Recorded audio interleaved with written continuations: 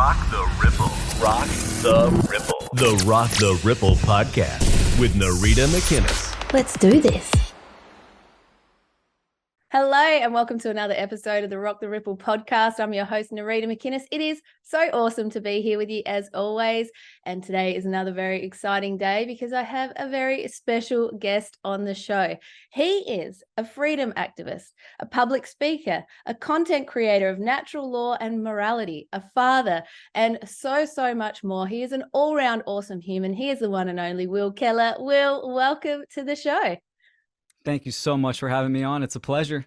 Oh, it is so cool to connect with you. I actually, I came across you a little while ago, and it was through the first Sky to Earth conference with Madeline and Dale, and I just heard you speak, and I was just, gosh, this guy's awesome. So, and now we're here connecting. So, for people who might not know you or haven't come across you before, can you give us the rundown? Who is Will Keller?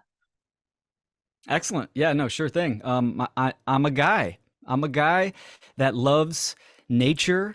I love discovering just insight on how reality operates. And then these are attributes that I've had since I was a young kid. I was raised on a ranch, so very close to nature my whole childhood. And there was a mystery and a magical essence of nature that I took with me into adulthood. And got into the music industry in my 20s and early 30s.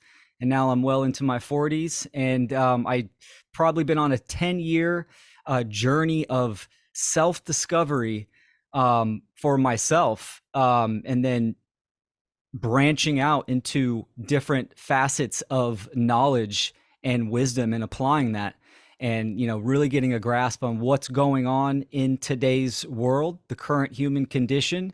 And I pretty much jumped it off by entering into occultism about 10 years ago. I consider that the jump off of my journey of higher awareness, and then coming across some great minds that added to just what's going on in the world. So applying that to myself for self-improvement and wanting to take action and make a difference in today's age with everything that's going on. So that's who I am. And I'm a father.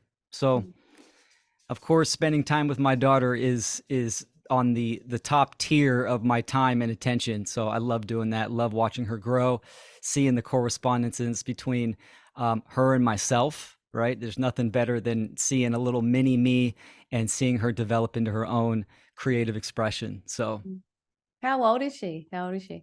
She's 10 years old. Oh, wow. That's gorgeous. Yep, her name's Violet, after my grandma. Mm-hmm. And she's fun. I call her my little sidekick. So we do a lot of stuff together. She's been with me on public speaking engagements. Really? She likes to draw me when I'm on stage. It's hilarious. And then she adds little bubble comments around the pictures and stuff. And then she'll give the pictures to people. So she's something else. She always blows my mind. Wow, that is so cute. I love that. I could just imagine just a mini Will just running around. Yeah, talking to people saying, have you thought of this? Yeah, she's very, very deep for her age. She's kind of always had this really grounding effect of just knowing who she is. Probably homeschooling and having a really good connection with her parents and grandparents and family members. She's not seeking validation of, cultural ideologies. She's very much grounded within herself. And I've learned a great deal about myself through her. So it's definitely a blessing. Children can be our biggest teachers. And I know too that you said you had that sort of turning point into occultism around 10 years ago, and your daughter's also 10. Do you think that was sort of a bit of a springboard, or is that more of a coincidence, or had you already looked into stuff before that as well and it just was that turning point? I've always been into mythology and esoteric information, even when I was very young. Yeah. Even playing video games, I was into fantasy and mythological games themselves. There was something about that genre of information that was extremely attractive to me. But when 10 years ago, the reason why I got into occultism is I was in a very dark period of my life. And I wanted to know what made me tick. So I wanted to learn more about my psychology and how I function and operated. So I was looking for that self-knowledge, and ultimately that led me, from consciousness into the mystery traditions of occultism. So a variety of them: Hermeticism, Rosicrucianism, Freemasonry, Thelema. So all these mystery traditions. And I started seeing some correspondences between them all. They all have different variations of techniques and practice, but they have similarities in the laws of nature. And that was where I really honed in my focus. And it wasn't until I discovered the work of Mark Passio, where he takes this body of information and he aggregates it and synthesizes it into a very palatable sense and then applies it to the world. And that was mind-blowing. That was the big aha moment of taking this information and what does it mean? Hundreds of years of knowledge, but what does it mean for today of what's going on in the current age and the current time? So that was a huge light bulb moment. And then, once you have a correct diagnosis of what is going on, what is actually going on, then of course the moral obligation to take action weighs heavy on oneself. So it's good, like yourself, you're taking action, spreading the information of freedom, and it's very important. So yeah, it absolutely is. And and Mark Passio too. I remember years and years ago, I was listening to a video somewhere, and I remember him speaking, and for some reason I forgot his name later, and it wasn't till I saw him again later, and I was just like, I knew then I needed to hear that guy again, because he was making sense, but it sort of blew my mind at the time. And then, obviously hearing him speak and so many others along the way, it just it really opens your eyes and it gives you that perspective shift. And it's not like it's a remembering of what you already know, isn't it? It's a coming back to what you already know. Well said. Absolutely. I say that often. It's not about learning something new, right? There's nothing new under the sun. This information has always been here. It's about discovering and remembering it, and then aligning our perception and our actions to nature, right? So it's a remembrance and to reunite. Right. And that to me is where the crux of kind of where people need to go and start to consider. I love meeting new people that are discovering or have discovered natural law, the laws of nature. That's why I was really blown away to meet Madeline and see the Sky to Earth conferences and see this huge group of people on the other side of the planet that are into natural law and taking action. It warms my heart, and I live for that kind of stuff. So it's great. Yeah, that's awesome. That's awesome. So what about for someone who maybe just hearing the term natural law or coming across it for the first time, or maybe, know a little bit about it, or universal law, how would you present that to them in a simple, because one thing that you're bloody good at, and that is just simplifying sometimes what can be so complicated and big picture. So for someone who's sort of, coming into it going, okay, tell me more about natural law. How do I align with that as well? What does that mean? Excellent. Great question. So there's a couple prerequisite. Well, first, let's talk about the definition, right? I like to define words. Words have definitions for a reason, right? Their original vibration.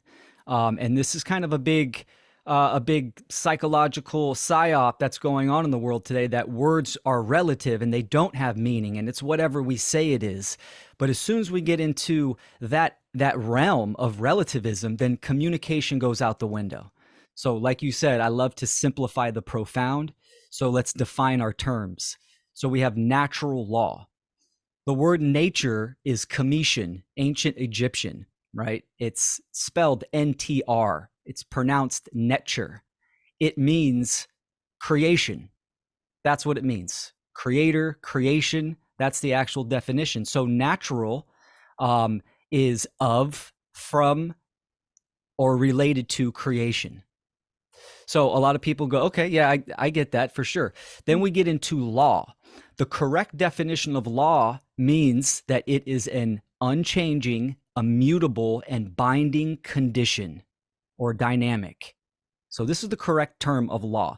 So we put them together. We have the laws of creation, right? The laws of nature. So they're non-man-made, immutable, universal, binding to all human beings. These are the governing dynamics of reality. This is what it is. So, but the framework that needs to be understood before that is reality itself. And there's definitely a big push. You can see this in the New Age communities about reality is relative, right? It's based on perception, that there is no such thing as objective reality. So this is the framework that needs to kind of be discussed, right? So we're getting in the philosophical area, which is important, right? We have philosophy for the love of wisdom. This knowledge is fundamental. So when we think about reality, reality absolutely 100% is objective, meaning there's one reality. We are co-creators. We're sharing this experience together in this reality. Our perception is the lens by which we view the world, how individuals interpret the information of their experience. So this is really important. When you have relative reality, it's very dangerous. It's an extremely dangerous ideology, because if we're all individually creating our own realities based on our perception, well, then you have no truth. You have no right or wrong. People can make up whatever they want. They can believe whatever they want. They can act however they want. So there's no right or wrong. Mm. And also there's no lying. There's no harm. So you see where this goes, right? It goes very deep, but yet it's simple. Mm. So, but with objective reality, and a lot of people can relate to this. Most people are raised, it doesn't matter if it's public schooling or homeschooling, people understand the physical laws of the natural world. Don't drive your car off the cliff. Don't jump off the cliff. Don't touch a hot stove, So we have gravitation, thermodynamics, motion.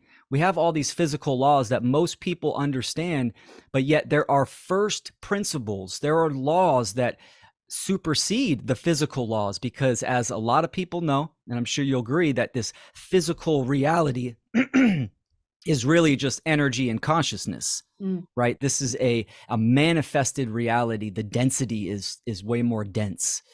So getting into the metaphysical realm is extremely important. So when we're talking about natural law, we're talking about the metaphysical laws, the energetic, based in consciousness. Why is this important for humans? Because ultimately natural law is like a mirror. So it's cause and effect. Ultimately, there's more to it. So if human beings don't understand the governing dynamics or laws of reality, then we don't know how to correctly operate in reality. So our current human condition, one of tyranny, control, slavery, duress, coercion, right? This is all happening for a reason. And it's because there's a lack of knowledge of understanding how to correctly operate in reality. So this is why natural law is so important. It gives us the condition, the manifested condition from the energy and the state of mind that human beings are in. And this works in an aggregated sense, right? When you think of what I'm describing is actual karma, right? So karma is not instantaneous, right? I do something bad, I steal someone's property, and then I get hit by a car right away. That's not how it works. There is individual karma, but it's throughout a lifetime of buildup of energy. But on the aggregated sense, now we're talking about a huge species. The karma, absolutely, it manifests in the collective itself. So as the majority of individuals operate in reality incorrectly, meaning immorally, they're taking the wrong actions due to incorrect thought, then we are going to get a condition of control, duress, slavery. So everything that I just talked about is the crux, is the heart of the matter of what occultism is. Occultism is just simply hidden knowledge, but what is that knowledge? It's the knowledge of how reality operates, natural law, and how human psychology operates, which is also natural law. So it's such a big category, yet we can fine tune it to the fundamental basics of, thought and behavior. So as we think, so we feel, and so we act. So due to incorrect thoughts, we're going to have incorrect behavior. And this is where, perception is powerful yet dangerous, right? So we have beliefs. What is a belief? A belief is just a dogmatic thought function that's not really based in factual information or based in truth. If it was, it would be a knowing. We would know something. But belief is you have to believe in it because it's dogmatic. So yet, believing or knowing something, that information affects judgment and behavior. So this is why this body of information is so valuable and so important. And when we think about what's going on in the world, right, we need to get down to the causal factor, the root of the problem, the biggest and most important question, which is why? Why is this going on in the world? Why is this happening? And it's because there is incorrect information that's being propagated, and people are holding on to incorrect information, and thus it dictates their behavior. So they're taking immoral actions. They're supporting and condoning government and all these immoral institutions.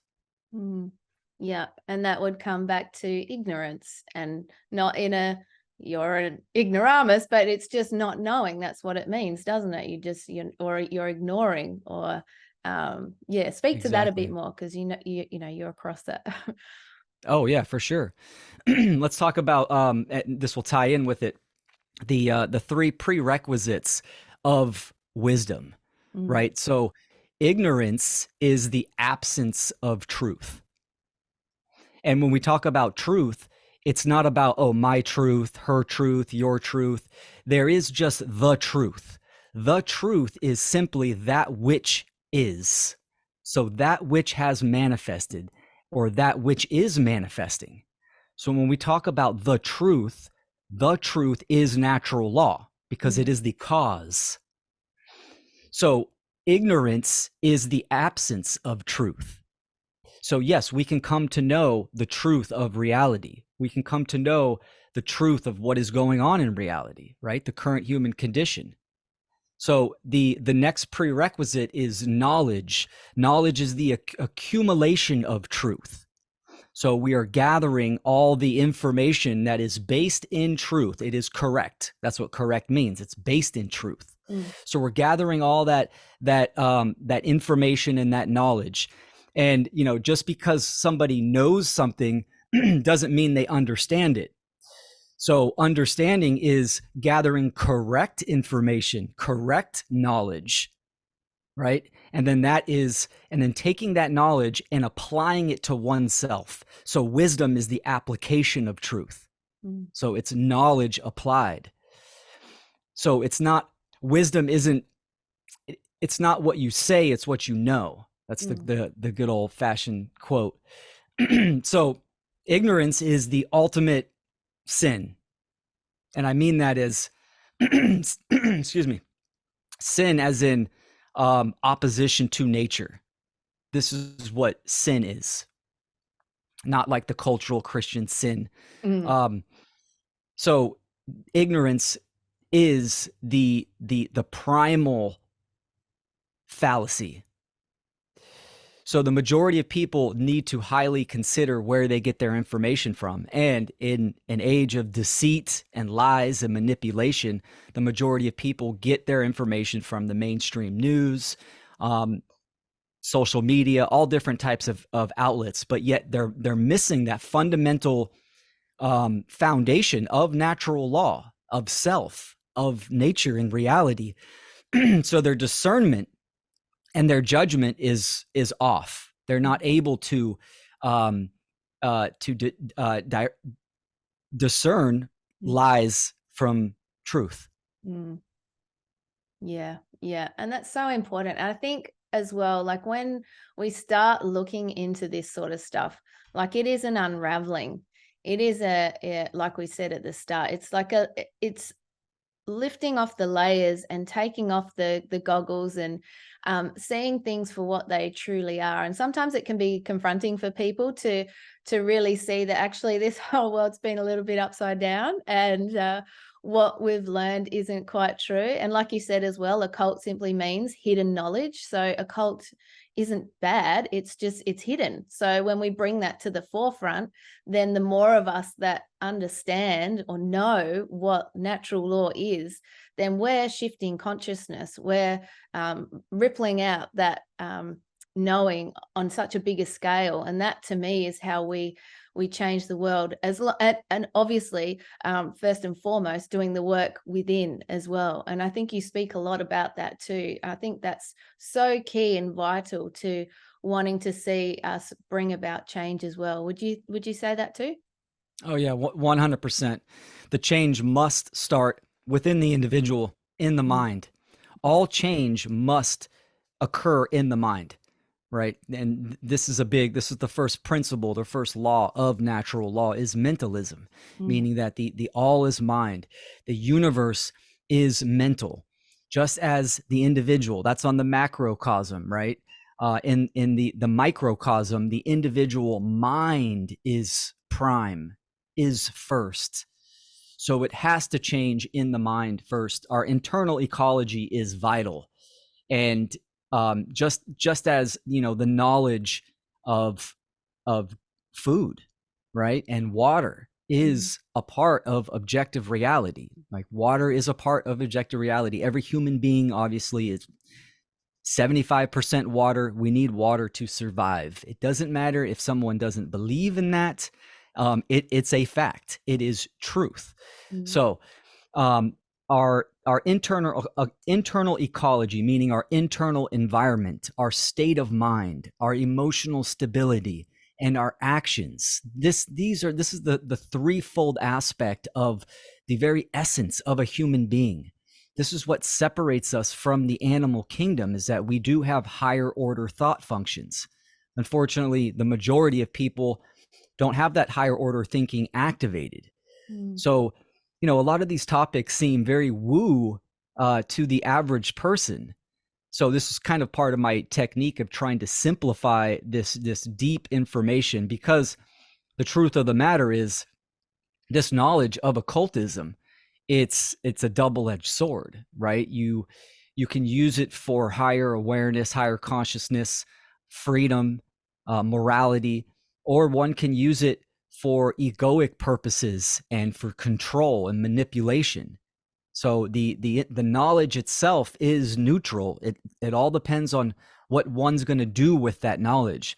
And this is where we're at in the world, is that behind the veil, the social engineers that are pulling the strings of society, controlling and manipulating, they know this information extremely well.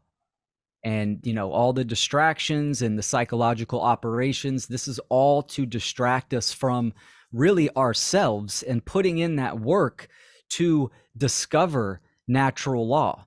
Because natural law in reality and within ourselves, it's one and the same. It's tethered, it's tied together, right? Cause and effect.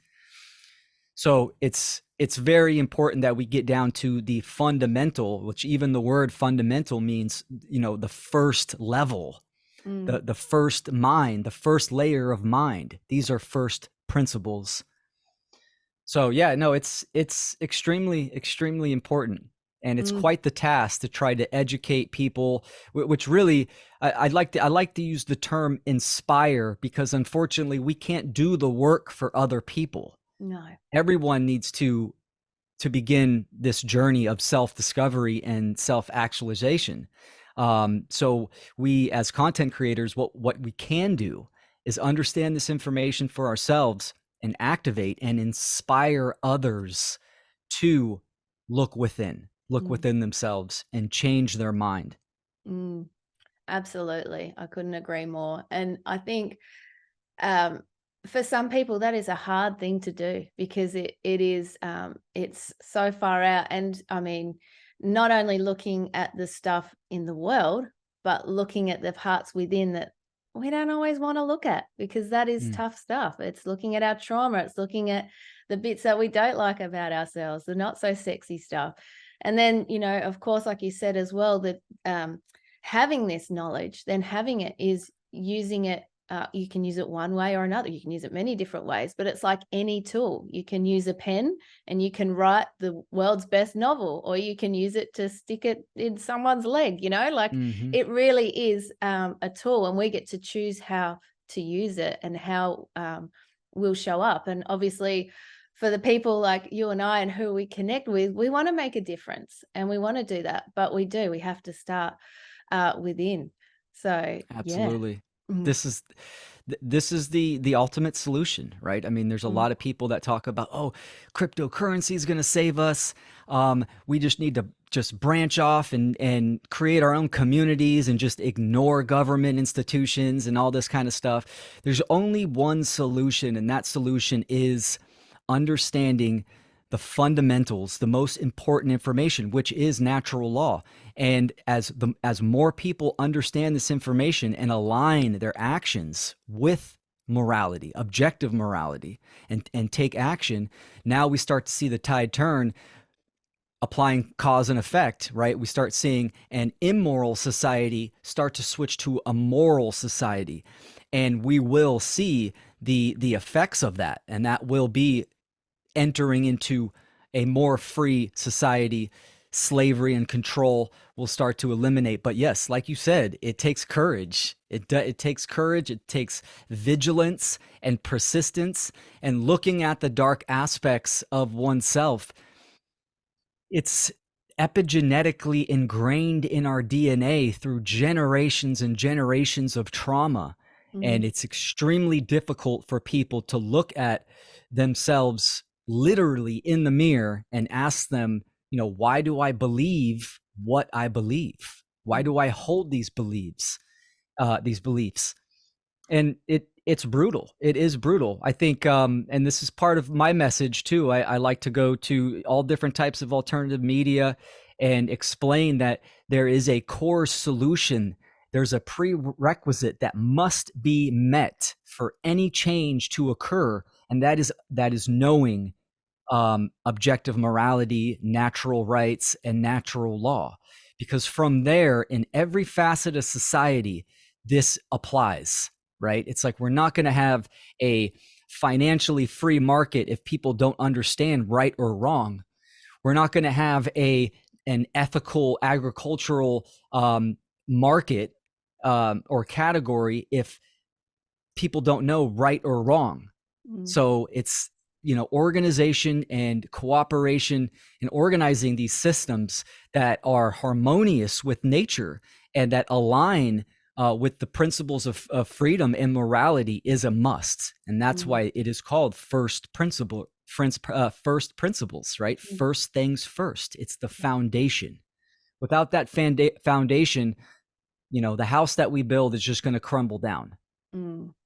Absolutely. Absolutely. I often say that the foundation is key. It is key for anything that we're doing. But yeah, to understand that and really know it, and also allow yourself to be okay with not knowing everything, and be open to learning. Like, I think that can be just so empowering in itself. Like when we start to look at what's going on and within and without, like we really can be humbled, I think, because we just go, far out, man. I don't know jack shit about a lot of stuff, and I think when you're open to going, okay, what else can I learn here?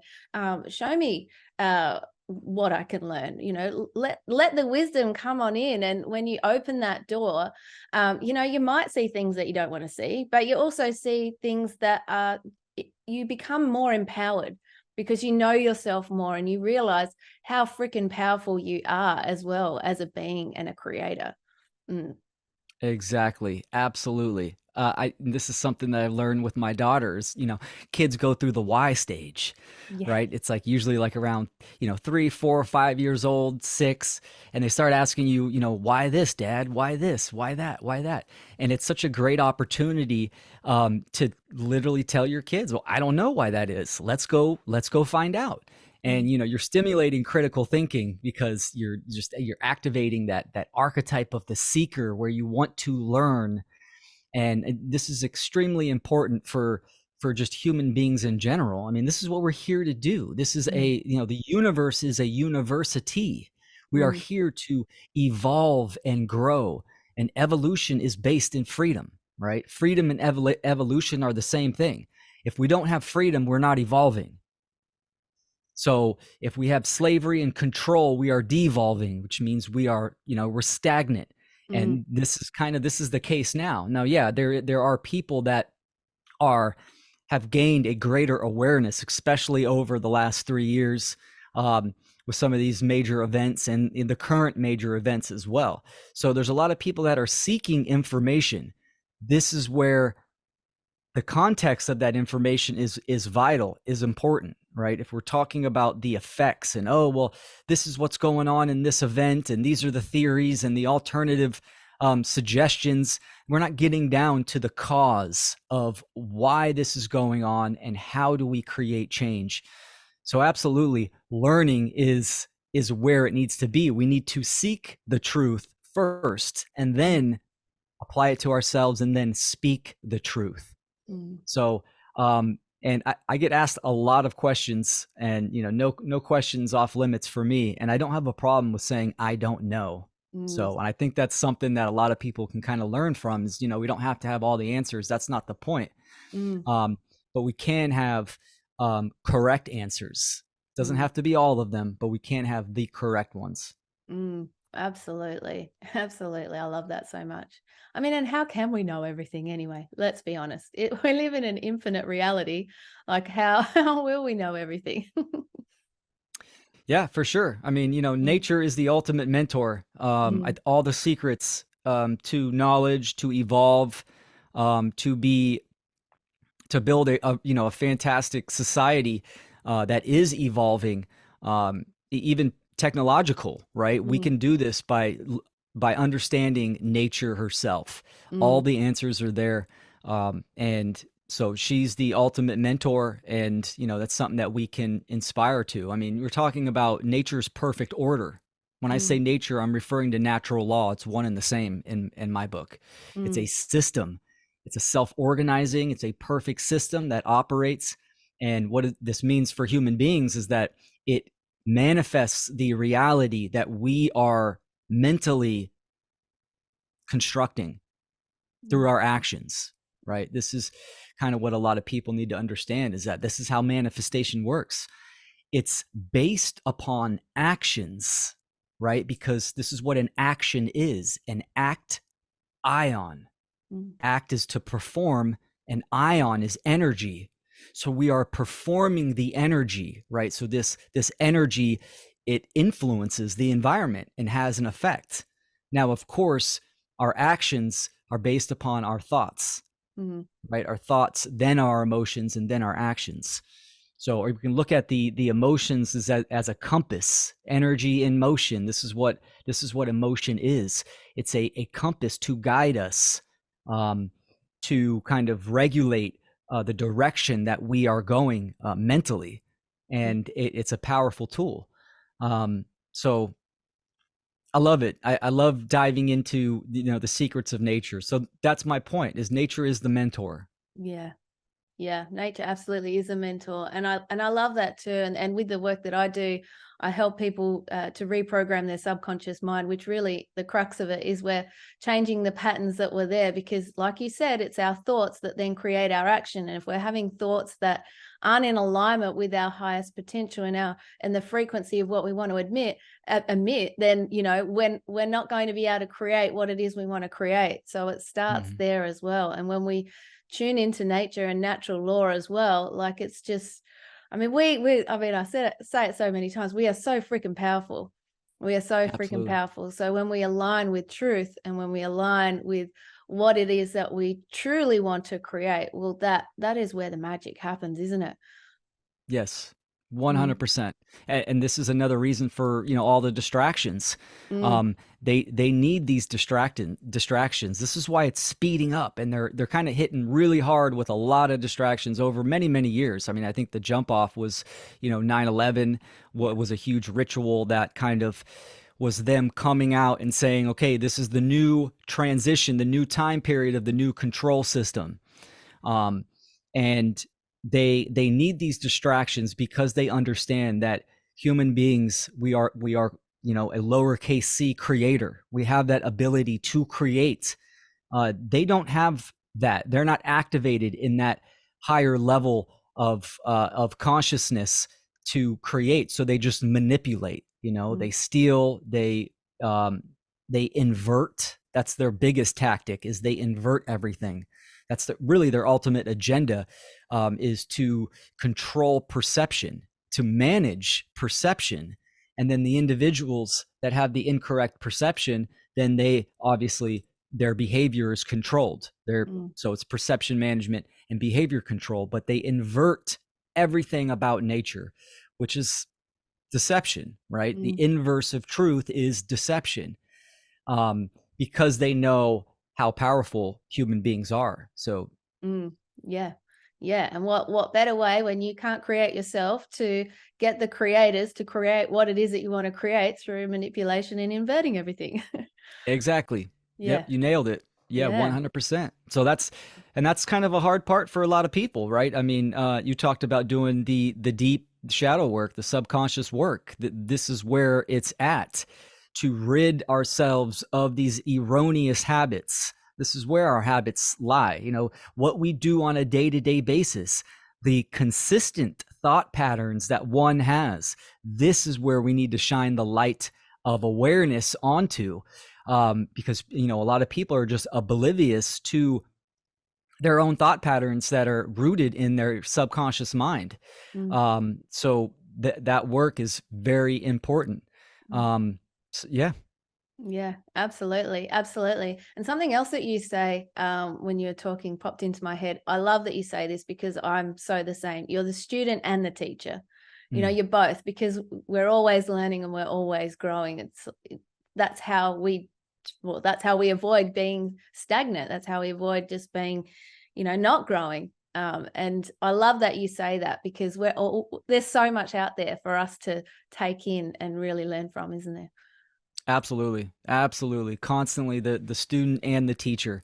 That's the dynamic, right? I mean, to be an educator or to be a quote unquote teacher, and I say this even for leaders, right? I have a problem with the word leader. I mean, of course, Mm, context matters, but what does a leader do? A leader leads. Well, that implies followers. We mm, don't want followers, right? Just as a teacher doesn't really want students, a teacher wants to inspire students to become teachers themselves. mm, So that's what a good teacher does. A good teacher creates or inspires more teachers. So it's the yin and yang, right? It's the polarity, the balance that's always there. And I'm learning from you every day. We can learn about ourselves, we can learn about the world, and it's a good state of mind to be in. It mm, definitely balanced. We can see, and the scale of teachability, right? When you have an imbalance of teachability, you're in, at one side you're in full skepticism where you don't believe anything, mm, and on the other side you're full of arrogance where you know everything.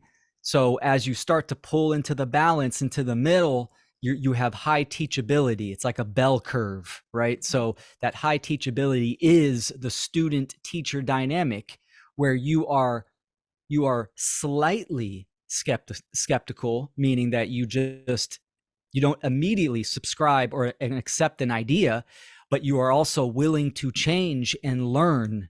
So that's the balance right there, the student teacher dynamic. And this is something in my my conscious parenting presentations. I talk about the student teacher dynamic. It's really important for parents to apply that and understand that. Um, Especially today in the world, I mean, the knowledge that we can learn from young children is vast, and the programming and conditioning hasn't hit them yet. It's not really ensconced and ingrained into their subconscious. So we can see, I mean, young kids, right? They don't see skin color. They'll play with anyone. Their imagination is fully activated, which the imagination is the highest essence of creativity. You have to see it to achieve it. So, so many people, their imagination is just, it's deadened. This is why freedom itself is so scary to people. Oh gosh, like how are we going to organize and come together and create a free society? We need a control structure to tell us what to do, to build the roads. It's like, come on, this is lack of imagination. So the imagination, this is what is, keeps us connected to the higher force of creation. And little kids have this fully activated. It's beautiful. So yeah.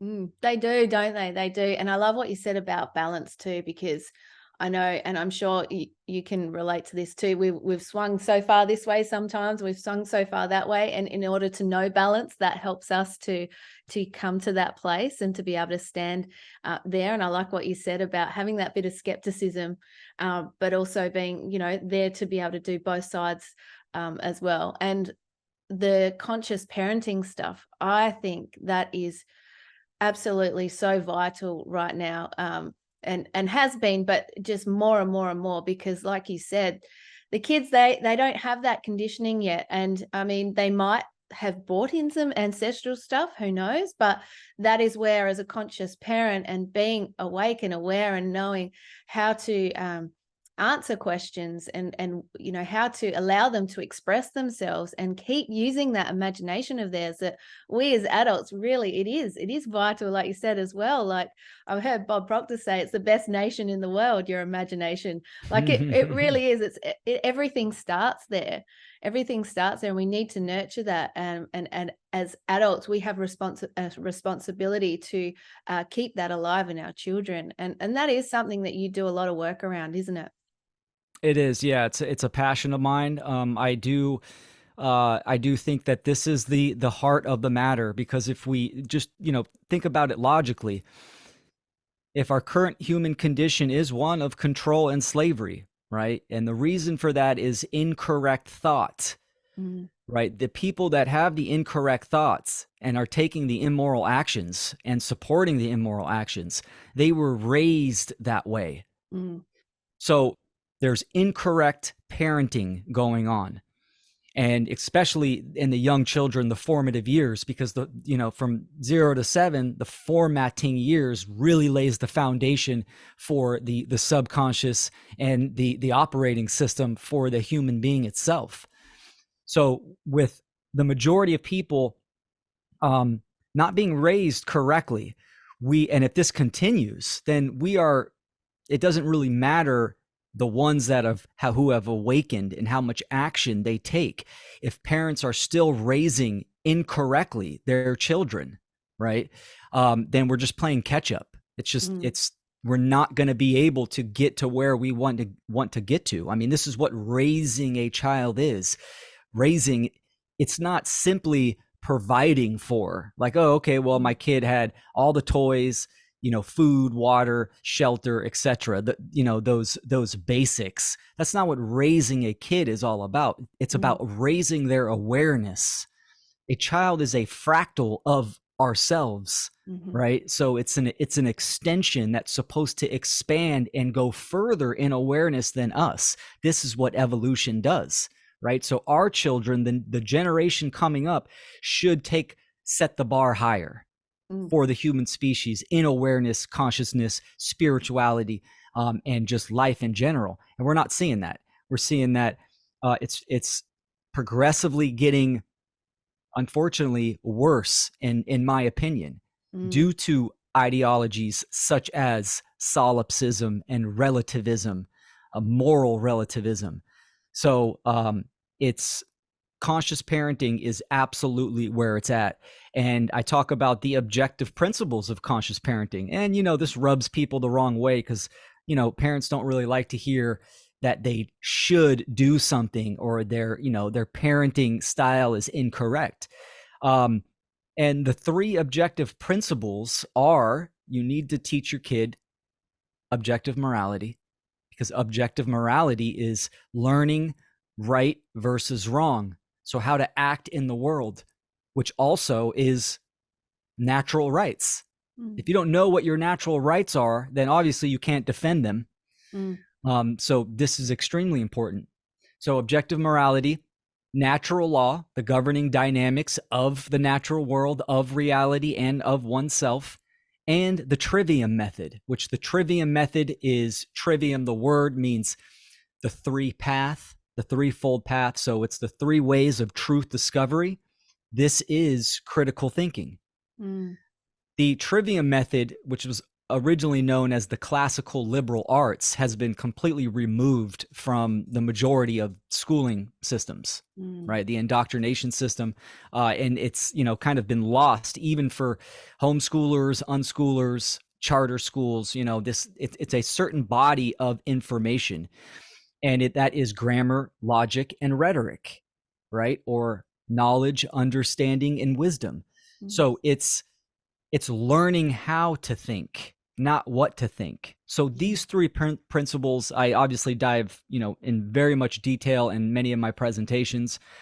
These are the three objective, meaning that all parents need to understand these three principles and educate their children on them. So, and yeah. It's, and I just, you saying, teaching people how to think, not what correct. to think. That is massive.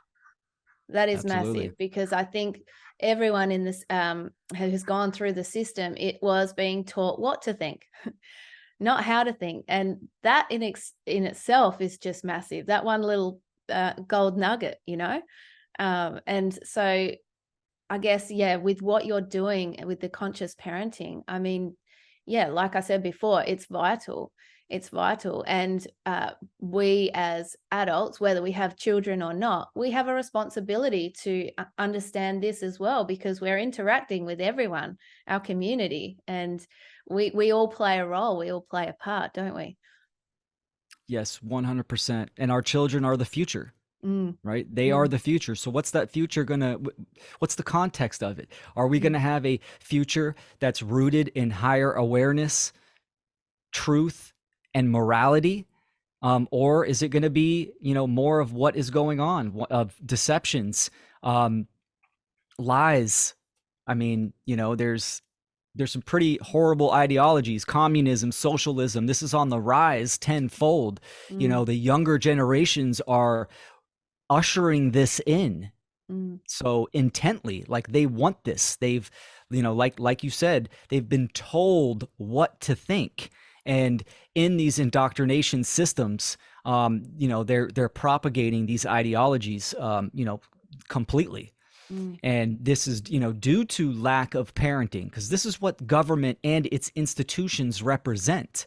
They represent the proxy parent.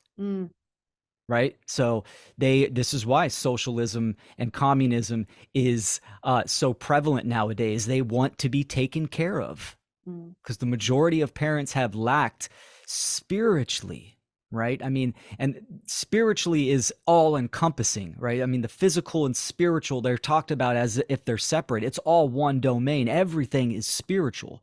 Depends to what degree. So the lack of morality, truth, and spirituality in the family dynamic is what sends these kids headfirst into the current culture and these institutions. So, I mean, this is why, pre-K, kindergarten, these type of systems were created. It never used to be kindergarten and preschool and daycare, 50 years ago, 60 years ago. That didn't exist. They were with their family. They want their kids, the social engineers want kids as early as possible to start that indoctrination, and to grab their attention. So it's the more time with the children. Our current modern culture, right, is obviously the strong arm and, the mouthpiece of tyranny. They want the minds of children, because if they have the minds of children, then their parents don't have their minds. And freedom always starts in the family dynamic, right? The family dynamic for a young child, this is their first taste of a structure of what the world, life, and society is all about. It's that fundamental structure within the family that's going to set the precedence or lack thereof of how to operate. So freedom absolutely always starts in the family dynamic. And then that's the question, right? Do parents understand what true freedom is? Do they understand what natural rights are? That a right is any action that does not initiate harm. And so this is all encompassing of the objective principles that parents must understand for us to do the slow crawl out of tyranny and slavery.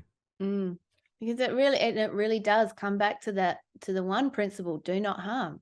Is this thing that I'm about to do, is that going to harm anyone? And harm can be a lot of different things too, can't it, Will? Like it can be with what you're saying, it can be the actions, it can be if someone tells you to do something and then you do it, you're the person doing it. So you are still creating that. You're the person taking the action. So Correct. the responsibility does lie with you, doesn't it? Absolutely. Yeah, no, that's a great point.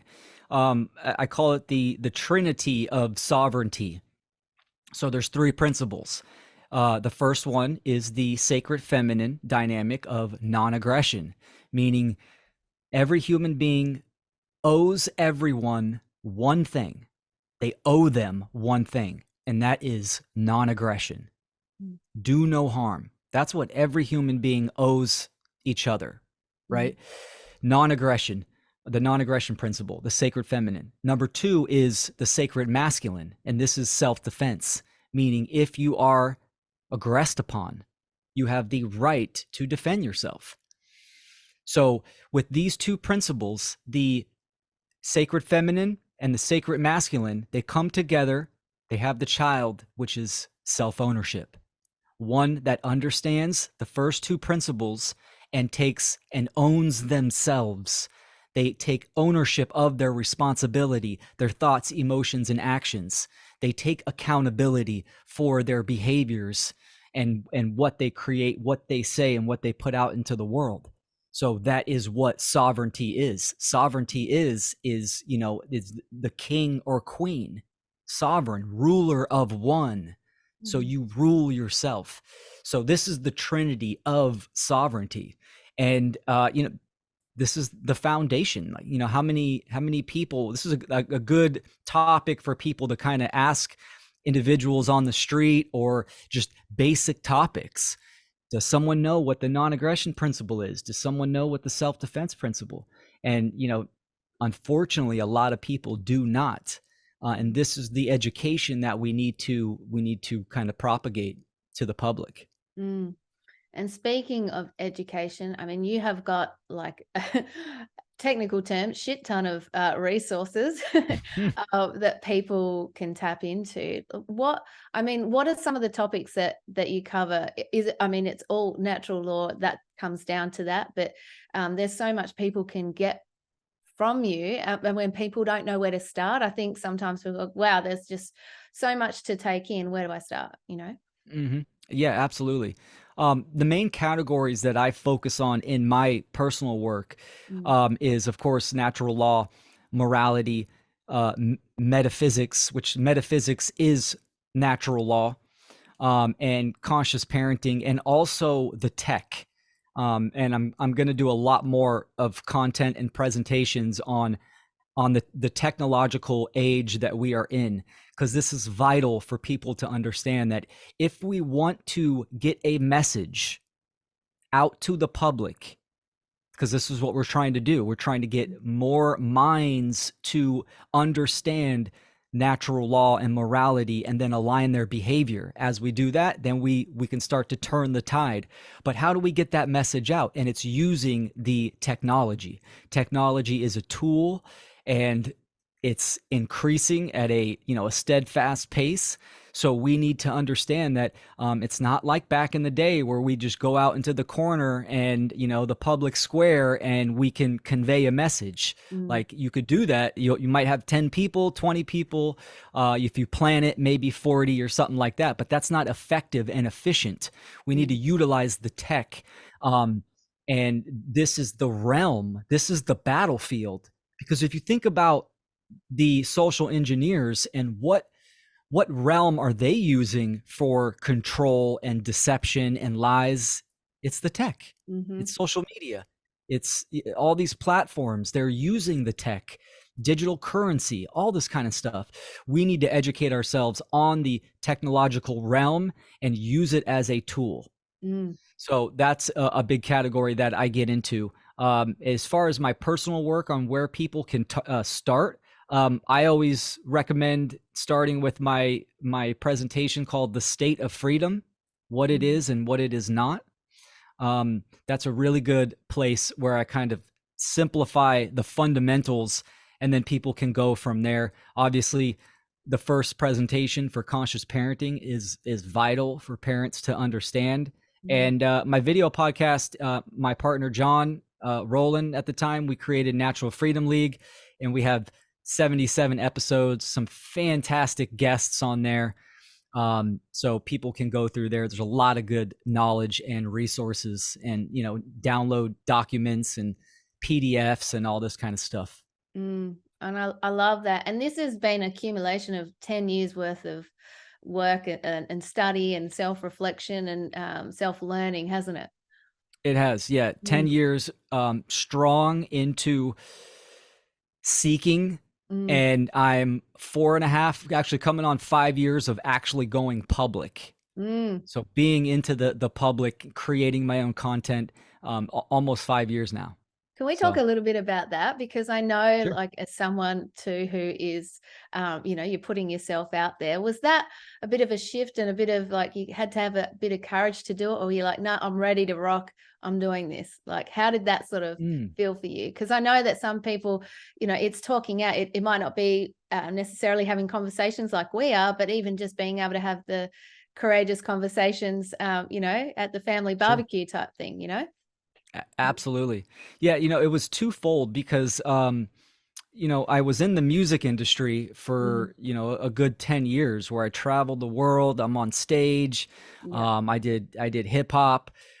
So I've been in front of hundreds of people and, having that on stage present, but then retiring and, starting to become a father. I had many years where I stopped doing music, and I was actually very much anti-technology. To an extent, of course, during those 10 years of seeking, or 6 years of seeking knowledge, I'm getting my knowledge from technological means, right? The majority of us that have kind of awakened up to what is going on has watched YouTube videos, BitChute. So we've used the tech to increase our awareness. That's where we get our information. But I didn't have a TV. I wanted to homestead up in the mountains and the woods. I was pretty much just like F society. I just want my books, get all my hundreds of books with me. And so I was in this kind of this anti-technology state. It wasn't until Mark Passio was really going hard in a certain time of his life where he was really fed up of the lack of action, and he was just bringing the fire. And I really started to do some really deep soul searching, and the moral obligation to speak out just weighed heavy on me for a couple years. Right. I feel like I kind of started late to when I should have started. So then finally, I just said, all right, I got to get in this. So brought my music equipment back out from storage, got my microphone, dusted it off, and started with an audio podcast. So I think this is something that, people can consider, is that starting is the hardest part. Breaking that inertia. Right? If inertia is just being completely still and stagnant, breaking that inertia and creating momentum and even small momentum. So for me, that was an audio podcast. I wasn't ready to be on camera yet. So I started an audio podcast and did, I think I did like 8 or 9 episodes, and then quickly moved into video podcast, where I was having discussions with people from Facebook and all over, like-minded individuals, and then creating a video podcast, and then slowly learning as you go.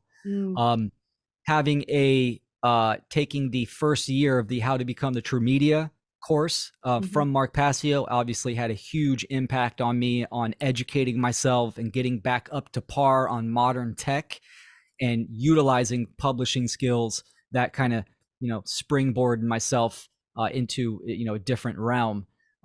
So you start small and build up. That's my advice for people. Absolutely. And I mean, because you don't go from here to there anyway. You just, with anything, it's Exactly. just, it's one step at a time. And I think it's great that you say that, and that's how you slowly build your confidence as well. And that's how you learn. And yeah, sure, you'll probably fall on your face, but then you just get back up again. Like, how does a child learn to walk? They fall on their face, they get back up again. We, as adults, we get to do that too. So doesn't stop just because we've grown a bit taller. Yep, exactly. Yeah. And you got to have thick skin. And I'm a very silly person. Like I like to be silly and fun, and I do not care what people think. If someone, if I get some negative comments or whatever, I love criticism. So, but I don't take it personal. So you got to kind of have this F off mentality of just like, I'm just going to do it. Like, nothing to lose. Just get out there, start at a certain spot, and evolve as you go. Because like you said, how do we learn how to drive a car? We get behind a wheel and we start slow. I mean, this is how we learn anything. We have to be internally motivated. And this is where true learning comes from, the internal motivation. So educating ourselves and starting. Absolutely. Yeah, no. Oh my gosh, I could talk to you all day. Is there something on your heart right now that that you really want to share that maybe we haven't covered, or want to reiterate, or anything like that? Such a great conversation. Trying to think.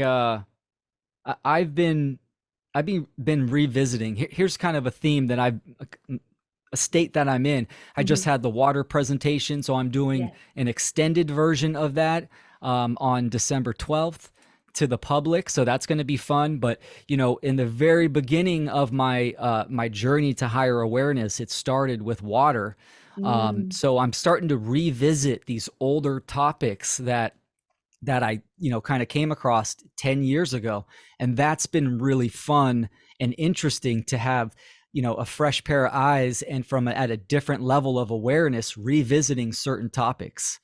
So that's kind of the state that I've been in. And I think that's good advice for people, is to take notes and revisit those notes. I mean, I'm like old school, pen and pad. When I'm working or I'm driving, I'm writing down notes. I just have binders full of notes, which I wish I did it like on the computer, where I had them better organized. But revisiting topics that you have in the past, and then looking at that and analyzing that, because a lot of people still, they hold on to bits of information that they've learned, and they think it's self-evident, right? So revisiting topics and going, oh wow, I can't believe I subscribed to that back then. That is incorrect. And see what you have taken with you throughout the years. So it's kind of like it's just a synthesis. It's a distillation of awareness, is what I like to call it. And that's kind of the mode I've been in, and making some new presentations. So yeah, that is so cool. And I was privy to that awesome water presentation that you've done. So I'm so excited that you're going to do and expand on that as well. Like, I mean, there's so much we could go into with the water, isn't there? And well, I Yeah. love what you said as well too, like going back and looking at stuff. I mean, sometimes I think of it like a montage. Sometimes I look at myself back in my life and I go, oh my gosh. But like it's also seeing how your level of awareness and consciousness has shifted. And Yes. it, to me, that is just beautiful. It's like, wow, like I talk about it a lot with different people. It's just every time we come back to something, it's sort of that spiral. It's like we have this new level of awareness and perception, and we're like, wow, I get that on a deeper level now. I Mhm. understand that on such a deeper level now too. And things that you might have missed as well altogether. You're like, oh, wow, is that what that meant? And that kind of stuff, I think, is just so powerful. And that's how we're forever learning. That's how we're forever growing. That's what, So yeah, that's yeah, what it is. This is what the spiritual path is all about.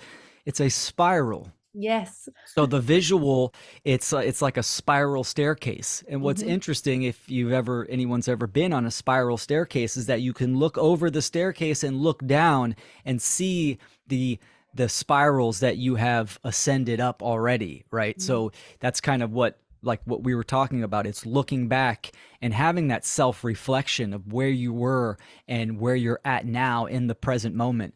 And it's got profound effects. Absolutely. Even creating content, looking at my older stuff when I first started, it's like, oh, that's cute.